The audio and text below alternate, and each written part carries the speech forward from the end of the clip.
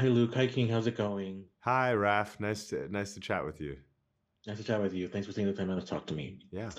Um, just to get things started, in the first season of Platonic, Charlie was definitely like the rock of his and Sylvia's relationship, the very stable daddy. This season, I feel like Charlie's going through it. So what was it like to get to, explore that side of him, get to show more an in-depth side to Charlie and, his I- struggles? yeah, totally.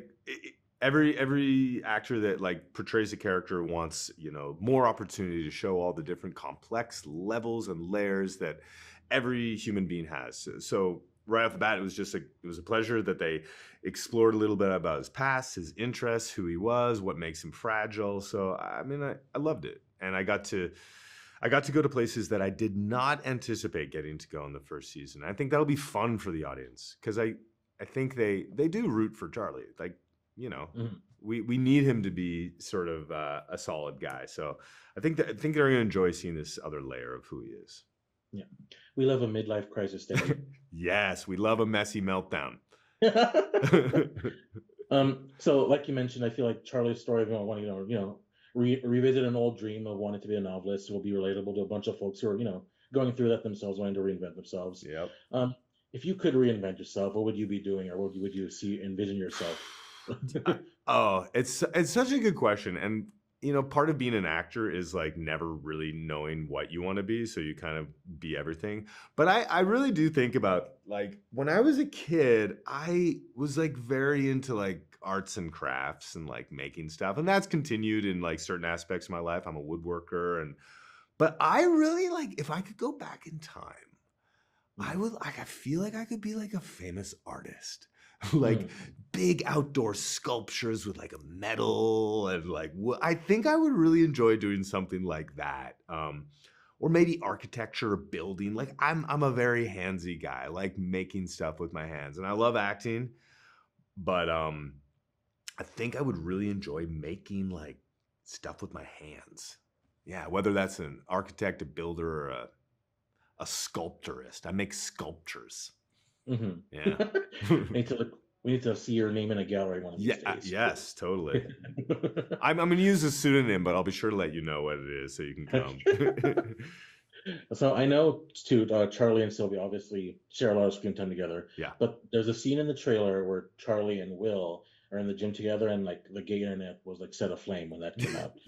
So how fun is it whenever you get to, bro out with Seth and, just feed off his comedy when you two get together and get to do stuff? It's so, every actor has like a different kind of way of preparing for stuff. Like Seth is so like just chill and will just kind of go with whatever. I remember being very nervous about that scene. I remember being like, oh, is this gonna be funny or is it gonna be like weird, like and like weird sexual some like and he's like, no, it's not gonna be that at all. Like, don't worry about that. But I think as a gay actor, I like perceive these things that aren't probably really there.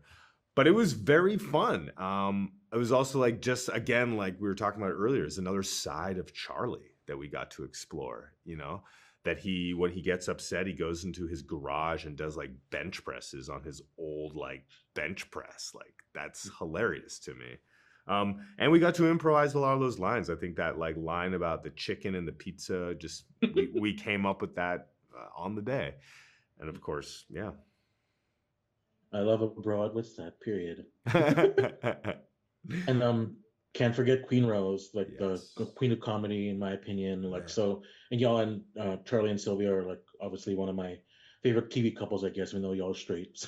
Oh, So, so it's like to continue to work with her, create a good dynamic with her. I adore her. I don't know how else to say it. I think, when I was asked yesterday, they were like, what do you want people to get out of season two? I think the first thing that came to my head was like, um, greater appreciation for like, I think one of the funniest actresses on TV that deserves all the awards, all the golden envelopes. Like I just think she's so funny and I want people to sort of see what she is capable of. And so funny in a way that is so different than myself and then, Seth. Rose just does funny things with like the tiniest of movements and it's great. I just adore her. I wish I could be part of y'all's family. You should. So, and just to wrap things up on a fun note, one of my favorite lines this season was when Will tells Sylvia she makes his life better. And I'm a firm believer in like Mm, friends making your life better. mhm. So, what do you think are like the ingredients to making like a successful, long-lasting friendship? Um, I'm going to give you one very practical answer and one that's like a little more touchy feely. The practical Hmm. answer is answer their call. Hmm. You just have to do that. And if you Hmm. can't answer it, send a text. And the Hmm. second thing is just like be patient with them. Just be Hmm. patient with them for sure. Love that. We need that more of that in the world too for Yeah, friendships. totally. That's all the questions I have left for you, Luke. But thank you so much again, King. It was always good to talk to you. Oh, you Appreciate it. too. Thank you so much. It was a pleasure.